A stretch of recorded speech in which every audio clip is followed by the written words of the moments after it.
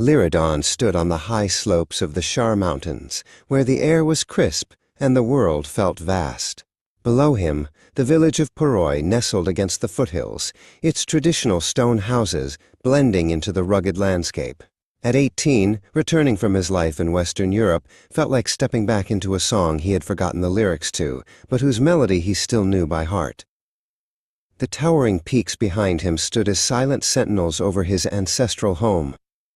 A loud call broke the silence as Besnik jogged up the rocky path, a wide grin on his face. Besnik was the cousin who had stayed, the one whose hands were toughened by the local soil. He carried a traditional white pliz in his hand, a gift for Lyridon's return. In Poroi, the bond of the diaspora was a lifeline, a bridge built of summer visits and shared heritage that spanned thousands of miles across the continent. They walked down toward the village, passing narrow alleys where the smell of wood smoke lingered. Just a few kilometers away, the minarets of Tetovo shimmered in the heat haze of the Polog Valley.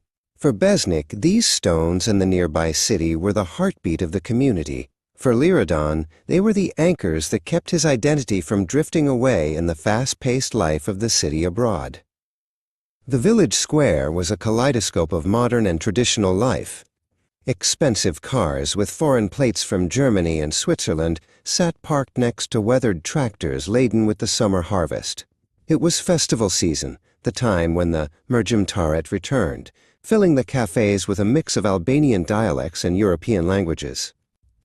Lyridon watched as Poroi transformed into a vibrant hub of stories. In the fertile fields below the mountains, Lyridon joined his grandfather Hoca'dan in the family garden. The earth was rich, giving life to rows of deep green peppers and towering stalks of maize. Hoca'dan moved through the plants with a practiced grace, his fingers gentle on the vines. He handed Lyridon a sun-warmed tomato, a simple gift from the land that had sustained their family for generations. Later, they sat under the shade of a sprawling walnut tree near the old stone wall of their home. Hoca'dan spoke of the balance between the two worlds Lyridon inhabited. You carry the soil of Poroi in your shoes and the education of Europe in your mind, the old man said, his eyes reflecting the wisdom of the valley. Don't let them fight. Use the strength of the mountains to build a house that can stand in any wind. As the sun began to dip behind the Shar peaks, the sounds of the Valet dance erupted from the village center.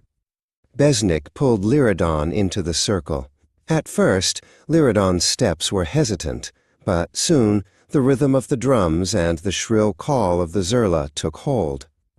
In the synchronized movement of the traditional dance, the distance between the diaspora and the local youth vanished.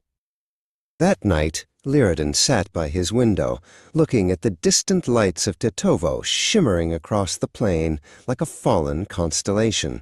He realized that his life wasn't a choice between being a European and being an Albanian from Poroi. He was the synthesis of both, a young man who could appreciate a high-tech skyline as much as the smell of fresh rain on the Shar Mountains. The next morning, Hoca'dan and Lyridon walked to the edge of the village where the fields met the mountain foothills. Hoca'dan pointed to a new community center being built with help from those living abroad. They were the keepers of the future, ensuring that the heart of Poroi would beat long after the summer guests had departed. Their shared gaze toward the horizon was a silent promise to the land. As the summer began to fade, Lyridon and Besnik stood once more at the village entrance near the old stone arch. The mountains were partially hidden by a soft morning mist. Lyridon was ready to return to his studies, but he was leaving changed. He carried the echo of the valley and the strength of the Shar Mountains within him, a bridge between his ancestors' traditions and the limitless world ahead.